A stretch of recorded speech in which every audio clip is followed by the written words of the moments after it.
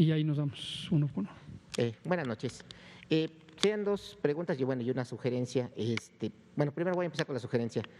Bueno, ahorita que está usted mencionando precisamente, doctor, lo de la vacuna, no sé si sería bueno que pudiera aquí traer o puedan traernos aquí un prototipo de precisamente de estas dosis o de esto a ver si no sé si entendí mal, de cómo están haciendo el manejo precisamente de la vacuna. Porque yo lo que estoy entendiendo es que es un recipiente en donde están extrayendo la dosis, pero prácticamente, como usted dice, es a ojo de buen cubero, ¿no? Que nos puedan mostrar precisamente cómo se hace todo este manejo, pues todas estas fases, ¿no? Para que quede clarificado precisamente esta situación de la pérdida de dosis, ¿no? Esa sería mi sugerencia, ¿no? La primera. Ahora, de preguntas. En redes sociales siempre se está manejando precisamente esta situación de los tipos de vacunas, que si hay o habría, no sé si la oportunidad de que alguien pudiera decir, bueno, yo no tengo confianza en X vacuna, que yo no quiero 2 dosis, quiero una dosis, por ejemplo, en este caso la de BioCancino. ¿Qué tanto hay la posibilidad o no de que se pueda dar esta situación, ¿no? Porque también hay mucha apertura en Internet en donde no sabemos si realmente están bien clarificados los textos, en donde dicen no se recomienda para personas con diabetes, no se recomienda para personas con alergias, y a lo mejor quieren otra opción. Esa es una de las grandes dudas que están precisamente en redes sociales y que de alguna manera les piden a ustedes como expertos que les clarifiquen. No sería eso. ¿Cómo no, Juan? Muchas gracias. No existe esa posibilidad. El plan de vacunación ha sido evaluado muy cuidadosamente, ha sido diseñado a propuesta de un grupo de personas altamente competentes. Ayer el doctor Alomía presentó las fotos y las identidades precisamente de todas las personas que conforman nuestro grupo técnico asesor en vacunación y este programa ha sido diseñado como un programa de salud pública, un programa poblacional. No es ir al médico privado a decidir qué quiero, no. Es un programa de salud pública con un enfoque poblacional y desde luego tiene una base técnica, médica, de salud pública muy sólido que permite contemplar situaciones en las que pudiera haber una contraindicación médica conocida para que una persona por ciertas características no debiera recibir determinada vacuna, y esos son casos excepcionales y se harán los ajustes correspondientes, pero no es a voluntad cada quien decida qué vacuna le toca. Respecto a cómo se funciona, no hay tal ojo de buen cubero, es un procedimiento clínico convencional que se usa en México y en prácticamente todo el mundo. Toda persona que haya visto una inyección es idéntico, es lo mismo. Hay una ampolleta, hay una aguja, hay una jeringa, hay una persona del personal de salud con experiencia, con capacitación, pone la aguja a través de el vial, la tapa plástica del vial, extrae el líquido, purga la jeringa e inyecta. Es el mismo procedimiento. No consideramos que haga falta una demostración. Si quieren pueden buscar en internet cómo se inyecta y lo que vean ahí seguramente refleja lo que se hace en este país y en todo el mundo con las inyecciones para la vacuna. Sigue Natalia Vitela. Nos vamos a ir ahorita uno por uno. Ignacio de Alba pide página. Gracias, buenas noches, doctor. Le quiero preguntar sobre la vacuna BCG. Me llamó la atención hoy que comentaba usted que no hay un consenso sobre su uso y quería saber si nos puede explicar esto. O sea, en un momento dado podría salir del esquema de vacunación. No. Y sobre qué está pasando, entiendo que hay escasez a nivel mundial. Si nos puede comentar cómo está aquí la situación en México. ¿Cómo no? Y lo segundo es si nos comparte el tema del protocolo en el que participó el presidente Andrés Manuel López Obrador. ¿Cómo no? Muchas gracias. Sobre lo último, no les puedo compartir nada porque yo no estoy familiarizado con el protocolo.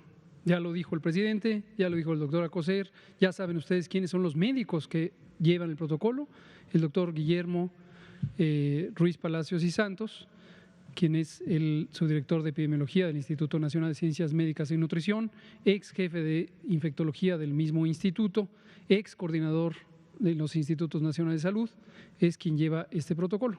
Entonces, hay que preguntarle y seguramente él puede dar información. Lleva varios protocolos. Él participa, él es un investigador clínico muy destacado, muy conocido, ha participado en múltiples investigaciones clínicas de múltiples productos.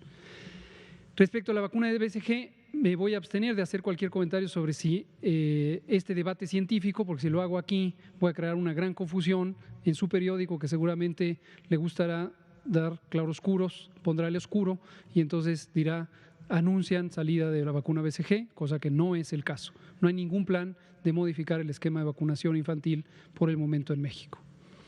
¿Y su tercera pregunta? Lo que he explicado múltiples veces, hay una concentración del mercado desde hace más o menos unos 60 años en el mundo y cuando existe una distorsión del mercado por sobredemanda o la pérdida de la oportunidad de adquisición, que es lo que le pasó a México de 2015 a 2018, entonces se perturba la disponibilidad de vacunas y recuperar la fila lleva algunos meses y en este caso nos retrasó por este desabasto local para México, pero originado globalmente la disposición de la vacuna BCG y la hemos ido subsanando conforme establecimos ya las contrataciones de manera convencional y no de la manera distorsionada que se estableció en 2015, 16, 17 y 18. Ya muy pronto, posiblemente para abril, cuando obtengamos la Jornada Nacional de Salud Pública, como comentábamos esta mañana, ya estaremos haciendo la recuperación de vacunación de sarampión. Recuperación, ¿qué quiere decir? Había una deficiencia en la cobertura vacunal. ¿Cuándo ocurrió esa deficiencia? 2015, 16, 17 y 18. ¿Cuándo ocurrió? 2015, 16, 17 y 18. Que quede muy claro, 2015, 16, 17, 18. Aquí usted, Natalia Vitela, se acordará, yo trabajaba en el Instituto Nacional de Salud Pública y a usted le di una entrevista precisamente sobre eso y también pocos meses antes de entrar al gobierno le dije, nos preocupa cómo se abandonó la cobertura de vacuna contra sarampión en esos años y el reto es que tenemos una reemergencia de sarampión en la región de América. Muchas gracias. Ignacio de Alba, pie de página. Gracias, buenas noches. Preguntarle, doctor, si nos pudiera platicar cómo van las investigaciones para el desarrollo de una vacuna mexicana contra el COVID y si existe apoyos para estos proyectos. Incluso vimos que la Universidad Autónoma de Querétaro estaba fondeando para seguir con el desarrollo de su vacuna y qué tan factible pues son estos proyectos. Gracias. Sí, es una pregunta interesante y siempre agradezco que Pie de Página tiene preguntas interesantes de orientación científica. Me gustaría preparar un poco de información más actualizada, no la tenemos en este momento, pero la doctora María Elena Álvarez Huilla, directora general de CONACYT, característicamente ha orientado la agenda de trabajo de CONACYT, no solamente en términos de estimular y motivar con el financiamiento proyectos de investigación en general para el descubrimiento científico, sino con una orientación de solucionar los problemas nacionales, varios de ellos en el campo de la salud. Y por eso se establecieron los programas nacionales estratégicos de salud que cubren una agenda bastante amplia, pero claramente identificada de cuáles son los problemas prioritarios. Esto se hace en colaboración, desde luego, con la Secretaría de Salud. Y la capacidad científica en México yo creo que es digna de reconocimiento. Nuestra comunidad científica en varios campos, pero el que conozco son las ciencias de la salud, tiene destacadísimos profesionales en múltiples universidades, mayormente son universidades públicas, aunque no hay que tener ningún prejuicio en contra de las privadas, que también tengan esas capacidades.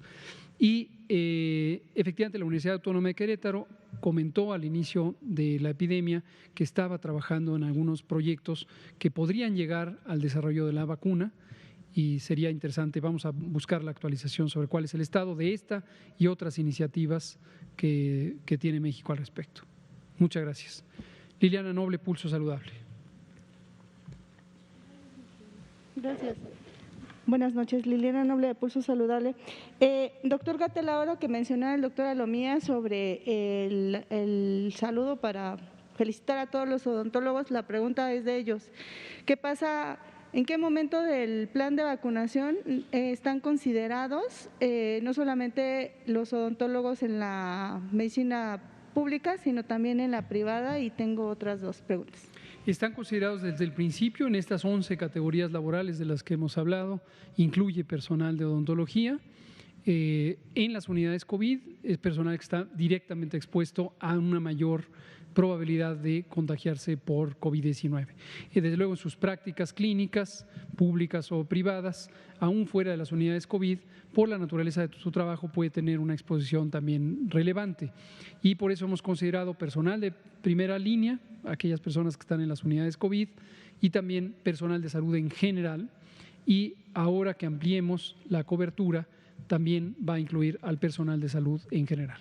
Doctor, en el caso de los médicos odontólogos privados, ¿ellos cómo se van a poder registrar? Porque veía que el Colegio de México empezó a apoyar esta iniciativa de registro a los médicos privados, especialmente de estos hospitales muy importantes en Ciudad de México, pero en el caso de ellos, no sé, el que se me ocurre, el que tiene su consultorio y no pertenece a ninguna institución, ¿él cómo le hace? No hay un mecanismo específico en tanto su profesión, y ahí también hemos comentado en múltiples ocasiones, hay múltiples profesiones que tienen una exposición interpersonal mayor a lo que ocurriría, vamos a decir, en el promedio general de la vida de cualquier persona. Y es natural, y desde mi punto de vista completamente legítimo, que a estas personas les parezca que tienen la prioridad siguiente después del personal de las unidades COVID. Pero no solamente es el personal de salud, médicos, ciertos tipos de profesionales de la salud. Algunos tienen contactos muy estrechos cara a cara. Los oftalmólogos y oftalmólogas, por ejemplo, característicamente por la naturaleza de su práctica de exploración, las personas otorrinolaringólogas, por ejemplo, también. Pero hay múltiples profesiones que tienen ocupaciones, es decir, experiencias de práctica que también les acercan en contacto estrecho con personas en general cuya probabilidad de transmisión de COVID es justo proporcional a lo que esté ocurriendo epidemiológicamente hablando. Entonces, en un momento dado, el identificar a las personas por la profesión deja de tener un sentido práctico, aun cuando pueda resultar eso frustrante para cada quien que se autoidentifica como el siguiente en la línea de prioridad, porque resulta que pueden ser comparables. Algunos ejemplos son el personal de transporte, el personal que hace entregas a domicilio. Entonces, no existe un mecanismo técnico o científico suficientemente claro por el que uno puede identificar si la práctica física de estar cercano con otra persona es más o menos inductor del riesgo comparado, por ejemplo, con estar haciendo entregas a domicilio, porque también depende del número de contactos. Un repartidor a lo mejor hace 70 entregas al día y esta persona dentista, a quien le felicitamos hoy en su día, a lo mejor tiene 6 pacientes al día. ¿Cuál pesa más? ¿El que sean 70 o el hecho de que el odontólogo o odontóloga está físicamente en estrecha conexión con 6 personas al día? Y ahí hay mucha zona gris, mucha difícil de determinar, y por eso de ahí ya nos pasamos a la condición general por edad, y desde luego si son mayores de 60 años se les invita a registrarse en la plataforma mivacuna.salud.gov.mx. Se acaba de dar a conocer que un hallazgo en esta intención de buscar un tratamiento para la COVID-19 con la utilización de ciclosporina más esteroides mexicanos ellos. ¿Se han acercado a ustedes? ¿Van a pensar en hacer algún protocolo de investigación adicional a lo que ellos están haciendo? ¿Cómo estaría el estatus de esta investigación? Como ha ocurrido con otros tratamientos, nosotros preferimos esperar a ver las publicaciones científicas. Es un fenómeno característico de esta epidemia, aunque ha ocurrido en varias otras, que las noticias viajan más rápido y más extensamente que las realidades científicas. Entonces, eso a veces lleva a oleadas de entusiasmo, desde luego siempre con buena voluntad, suponemos, por ciertos productos que pudieran funcionar. Hemos visto desfilar hidroxicloroquina, ivermectina, que hoy recupera su interés, y varios otros, los antibióticos, acitromicina, etcétera.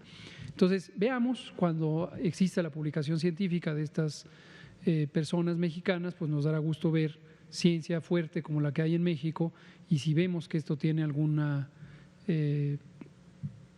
indicación de que pudiera ser un producto prometedor o un esquema terapéutico prometedor, pues desde luego tendremos interés en ello. Ellos ya la publicaron en la revista científica International Journal of Internal Medicine, ya está publicada la investigación. Sí, justo, vamos a analizar. Ok. Y finalmente, quisiera saber, en el caso de, hay una investigación que se está haciendo a fondo, hay una mujer que en Estados Unidos fue vacunada, ella está embarazada, la vacunaron y a las pocas semanas nació su bebé y al parecer el bebé nació con los anticuerpos. Hay mucha polémica. ¿Qué pasa al respecto? Porque hasta donde tenemos conocimiento no se deben de vacunar a las mujeres embarazadas porque no están consideradas en los protocolos de investigación. Gracias. Dadas las características técnicas o tecnológicas de las vacunas, que no se tratan de vacunas de virus vivos, sino de ácidos nucleicos, subunidades proteicas o subunidades proteicas envueltas en vectores de virus atenuados, diferentes al SARS-CoV-2, no existe una preocupación trascendente, grande, importante respecto a la posible contraindicación de vacunar mujeres embarazadas. O sea, no se trata de una contraindicación ya reconocida. Se trata de un estado de desarrollo del conocimiento en el que todavía no existe evidencia directa proveniente de los ensayos clínicos fase 3 del uso en mujeres embarazadas para determinar la seguridad específica en estas personas y la eficacia. El embarazo es una condición natural, fisiológica, que modifica la eficiencia del sistema inmune. Existen varios mecanismos muy complejos, muy interesantes, por los que durante el embarazo se atenúa la eficiencia de la respuesta inmune, se baja la capacidad del sistema inmune y puede haber susceptibilidad a las infecciones o a la manifestación de enfermedades asociadas con infecciones. Pero, insisto, no es una contraindicación, simplemente no hay todavía evidencia como para recomendar el uso en mujeres embarazadas.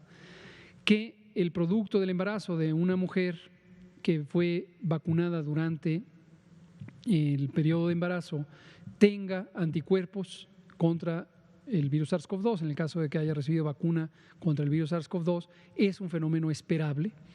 Tanto las infecciones naturales como la exposición a antígenos vacunales puede inducir una respuesta inmune y los anticuerpos, en general los anticuerpos de la clase IgG, que son los anticuerpos de larga duración, los anticuerpos de memoria, pueden pasar de la circulación materna a la circulación fetal, lo que médicamente conocemos como la barrera placentaria, que es donde se encuentra en la placenta el desplazamiento de proteínas de la sangre materna a la sangre del producto.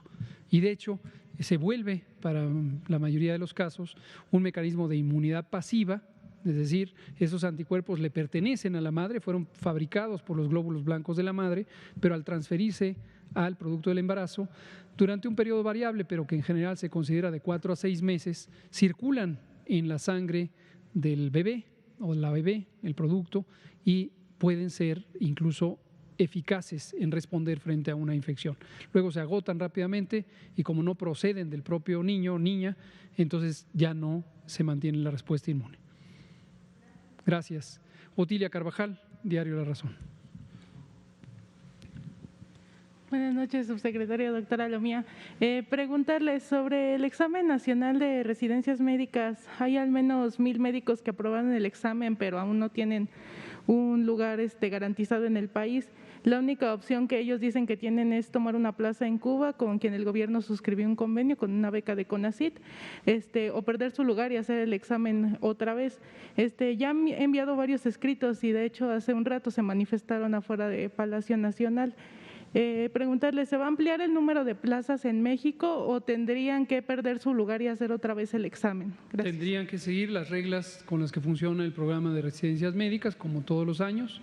Hay un número finito de plazas disponibles y existe una nueva opción que son los estudios en el extranjero, y de 10 o 12 países con los que se planea todavía existe la oportunidad de tener intercambios educativos para formar a más de 3.500 personas en el extranjero, financiadas con una beca pública que provenga del Consejo Nacional de Ciencia y Tecnología, CONACYT. Desafortunadamente, durante COVID, durante la epidemia, en 2020, no se lograron concretar esas plazas, no tanto por falta de capacidad o de voluntad del gobierno mexicano, sino porque los propios países están ocupados en este momento con la respuesta a la epidemia también. Entonces, prefirieron decir, esperemos, en este momento no lo podemos concretar. Y esto es lo que hay. Si estas personas quisieran tomar las plazas disponibles en la República de Cuba, pues sería magnífico si es que esto les convence, pero son libres de declinar, y si quieren estudiar una especialidad médica en México, el próximo año pueden, desde luego, volver a concursar en el examen. Bueno, la inconformidad es que estudiar en el extranjero no fue opcional, sino que fue las plazas que quedaron, y también dicen que si aplican otra vez el examen no les garantiza un lugar en México o aprobarlo. Si tienen un desempeño que no es desde luego satisfactorio, pues no. Si tienen un buen desempeño, pues sí. Gracias. Miguel, por favor. Muchas gracias, doctor. Buenas noches, doctor Alomía, y un saludo al presidente Andrés Manuel López Obrador. Yo traigo 3 puntos. El primero sería, con este tema del cubrebocas, ¿no sería posible que pudiéramos hacer algún tipo de demostración mediante videos o demostración científica con respecto al funcionamiento del cubrebocas? Ahorita está está hecho tendencia este tema del cubrebocas por las declaraciones del presidente López Obrador el día de ayer. Sin embargo, por ejemplo, yo les puedo comentar, hace años trabajé mucho pintando con aerosol, con compresor, cortando madera también, dedicándome un poquito a la carpintería, y me pude dar cuenta que el cubrebocas simple, el KN y muchos otros no servían para poder limitar el que uno pudiera respirar ciertas partículas de pintura o de madera, dado que son más grandes todavía las moléculas que un virus. Pues este tipo de cubrebocas no iba a evitar en ningún momento que se pueda respirar un virus, si se puede respirar en este caso, por ejemplo, pintura o gases, ¿no? Entonces, hice un video en mi canal demostrando la efectividad del cubrebocas simple, y pues es de una manera muy sencilla poder demostrar que solamente podría funcionar si uno está contagiado y ya no expande los virus a la hora de hablar, ¿no? O a la hora de respirar. Pero si se trata de querer evitar la respiración del virus, es completamente imposible. ¿No se podría trabajar una campaña así de demostración o videos de experimentos en donde el cubrebocas no funciona en ese aspecto? Prácticamente se califica a la persona así como que te enfermaste porque no usas cubrebocas, y debería de ser te enfermaste porque alguien te contagió, ¿no? Esa sería mi primera pregunta, y traigo otros 2 Gracias. puntos. Adelante, si que vamos con las Sí, ok. Cierta empresa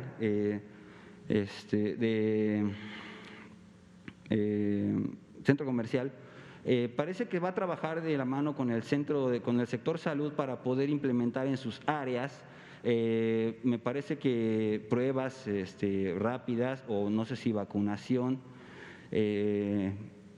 Y yo quisiera saber cómo va a funcionar esto. La empresa pues tiene una S pintada al principio de su nombre. Entonces, no sé, va a estar esto controlado por el sector salud. ¿Cuál va a ser la tarea específica de esto? Y a eso va mi siguiente punto, que no sé si les haga falta de alguna manera lugares para poder aplicar este tipo de procedimientos al sector salud, necesitan apoyo de la ciudadanía. Cerca bueno, en el perímetro de mi colonia hay una tienda de estas, me pude dar cuenta de esta infraestructura que estaban construyendo, y tenemos 2 módulos vecinales de estos que se dedicaban como a mantener seguridad, pero fueron puestos a disposición de los vecinos. Entonces quisiera saber si necesitaban algún lugar cerca de la colonia o iban a necesitar este tipo de infraestructuras locales, pues si podíamos ponerlos a disposición de ustedes y cuál sería el procedimiento, no sé, le escribiríamos una carta al sector salud o por medio de esto, no sé cómo podría ser. Sería todo. Muchas gracias, Miguel. Sobre lo primero del cubrebocas, ya se ha hablado mucho del cubrebocas, no tenemos la impresión de que haga falta debatir más. Si me pudieran poner la página coronavirus.gov.mx. Desde hace un año prácticamente y todo el año hemos mantenido y actualizado la información técnica sobre el cubrebocas, cuál es su uso, cuál es su posibilidad de contribuir a disminuir la transmisión poblacional del virus y las recomendaciones generales. Estas coinciden con las recomendaciones de la Organización Mundial de la Salud, de la Organización Panamericana de la Salud, de los Centros de Control de Enfermedades de Estados Unidos, de los Centros de Control de Enfermedades de Europa, de la Agencia de Salud Pública de Canadá y otras varias que técnicamente sabemos cuál es la evidencia que existe sobre el cubrebocas, su capacidad y sus limitaciones. Ahorita vamos a ver, para recordatorio de todas y todos, la página coronavirus.gov.mx y la sección correspondiente donde hay información sobre las distintas medidas preventivas. Eso sobre cubrebocas, ahorita vemos la página.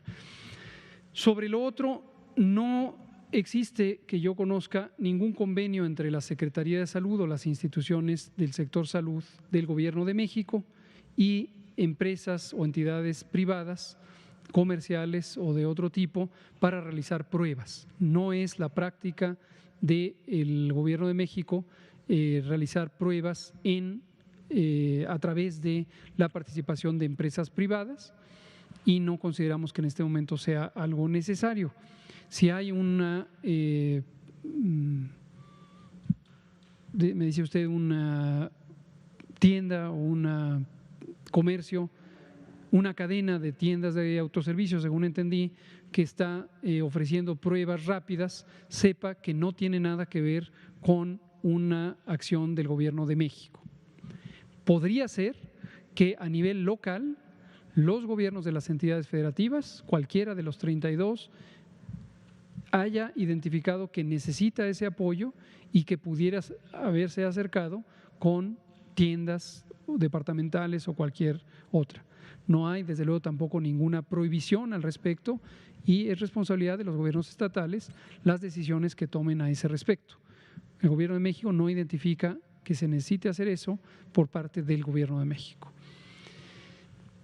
Respecto a espacios físicos, tampoco necesitamos espacios físicos en el sector privado, hay mucho espacio en el ámbito público, hemos tenido una excelente disposición de las universidades e instituciones de educación superior, principalmente públicas, son la mayoría, que ha sido canalizada a través de la Subsecretaría de Educación Superior, que conduce el doctor Luciano Concheiro Borges, quien a su vez ha coordinado a la ANUYES, la Asociación Nacional de Universidades e Instituciones de Educación Superior, que preside Jaime Valls, y a través de ellos, de estas dos, la institución y la organización, se han articulado los esfuerzos de las comunidades universitarias.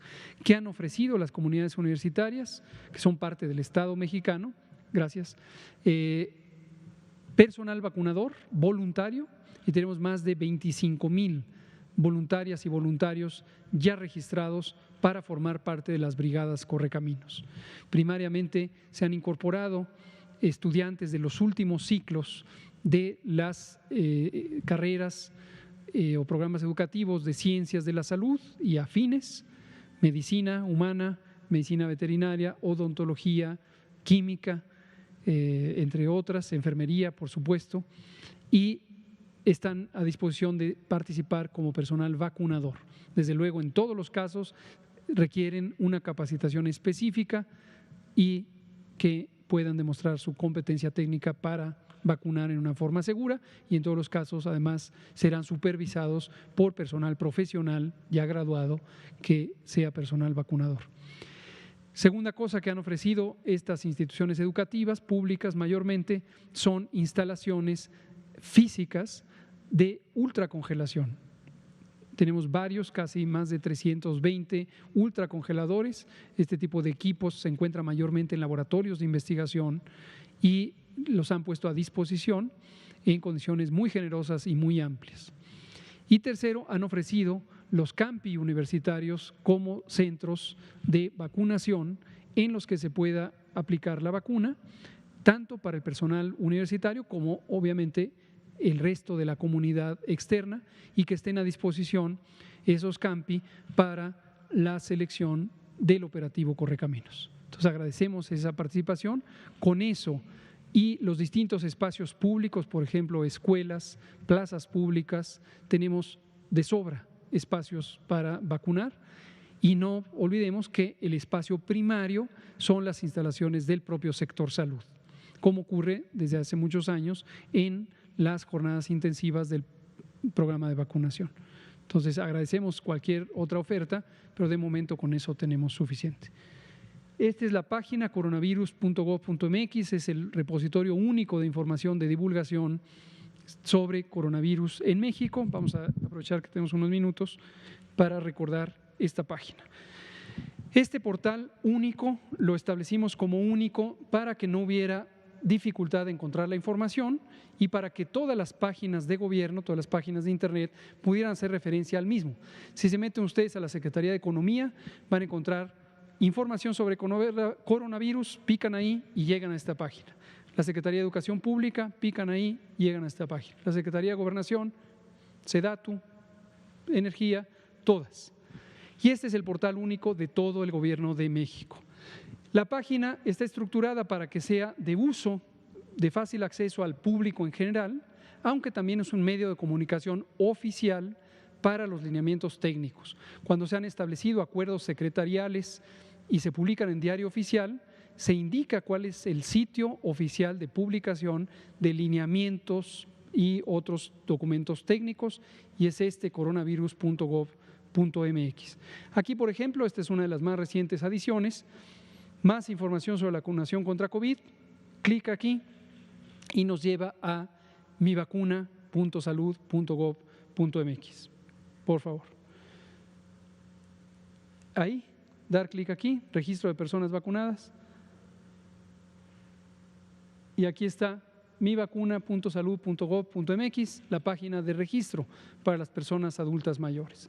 Regresemos al portal coronavirus. Y los que les quiero mostrar ahora es todo sobre el COVID, y ahí están, si nos vamos un poquito para abajo, aquí están distintas pestañas, distintos botones, donde podemos ver información accesible, sección para niños, recomendaciones para el personal de salud, adultos mayores, los municipios de La Esperanza, el programa Contigo a la Distancia de la Secretaría de Cultura, pueblos indígenas, con la cooperación del Instituto Nacional de los Pueblos Indígenas. Le mandamos un saludo a nuestro querido titular del INPI, Adelfo Regino, quien está en este momento en proceso de recuperación de COVID, como él mismo lo anunció. Vámonos para abajo aquí. Cursos COVID-19, recomendaciones para la población, mitos y realidades, acciones desde la perspectiva de género, medidas económicas, directorio de contacto por estado. Si usted en su entidad federativa no sabe a quién contactar para información sobre COVID, vamos a picarle aquí y sale el directorio de centros de atención telefónica local, independientemente de que el 911 es el número general de emergencias. Usted tiene una persona en casa que tiene COVID y necesita saber a dónde atenderle, 911. O, si tiene tiempo y tuvo oportunidad, aquí puede encontrar un teléfono local de la entidad federativa donde usted reside. Preguntas y respuestas, material de consulta, datos abiertos. Datos abiertos. Es la primera vez en la historia de la salud pública en México que todos los datos de la estadística de la vigilancia epidemiológica son abiertos. Aquí es donde personas con interés, capacidad, curiosidad y tiempo, se han podido meter a hacer sus propios análisis y después publicar en redes sociales que algo nos faltó o algo nos sobró. Bienvenida cualquier observación, cualquier aportación, cualquier crítica, aunque la hagan de inicio de forma alarmista y digan que estamos ocultando algo, no pasa nada, háganlo, porque eso nos ayuda a identificar que algo no ha quedado claro y, como siempre, con mucho gusto lo volvemos a explicar. Material de consulta, datos abiertos, material en lenguas indígenas, 58 lenguas indígenas existen en México y han sido traducidos los materiales técnicos a estas 58 lenguas indígenas. La bioética ante la pandemia de COVID-19 por parte de la Comisión Nacional de Bioética, salud mental, cuida tu salud mental, algunos sitios de interés, la OMS, la OPS, los Centros de Control de Enfermedades de Estados Unidos y los de Europa, artículos científicos, ahí hay una biblioteca de distintos artículos que consideramos que pueden ser relevantes, la campaña Todos Juntos contra el COVID, Juntos Trabajando, y transparencia proactiva con el Instituto Nacional de Acceso a la Información Gubernamental. Tenemos una alianza para tener los estándares de acceso a la información. La última vamos a poner aquí, si bajamos aquí y nos damos a público en general, por favor, a esta pestaña aquí, allá arribita, esa, ahí, y vamos a poner medidas de prevención. Ahí, con esto terminamos, nos queda medio minuto. Las medidas de prevención generales. ¿Y dónde está el cubrebocas?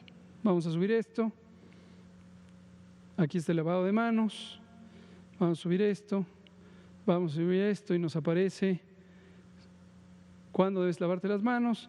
Y aquí está Susana a distancia usando un hermoso cubrebocas azul y nos explica el cubrebocas tricapa desechable, el cubrebocas de tela, por qué la importancia de que sea tricapa. Vamos a subir para aquí a Susana, con permiso Susana. Aquí está la colocación, el uso, el retiro y vamos a subir, finalmente, cómo desecharlo, cómo lavarlo. Ahí está el cubrebocas, hay un lineamiento técnico de prevención que habla del cubrebocas, consideramos que no hace falta estar demostrando nada, hay gente que en redes sociales quiere compartir su perspectiva, qué bueno que la comparta. Bueno, son las 20 horas. Y seguimos, sigue avanzando el programa de vacunación, seguimos ampliando el repertorio de vacunas disponibles. Llegarán el próximo 15 de febrero las de Pfizer, posiblemente en esa fecha o cercana a esa fecha llegarán otras de las que hemos hablado y en cuanto lleguen serán usadas de acuerdo con el Plan Nacional. Muchas gracias, seguimos. Gracias.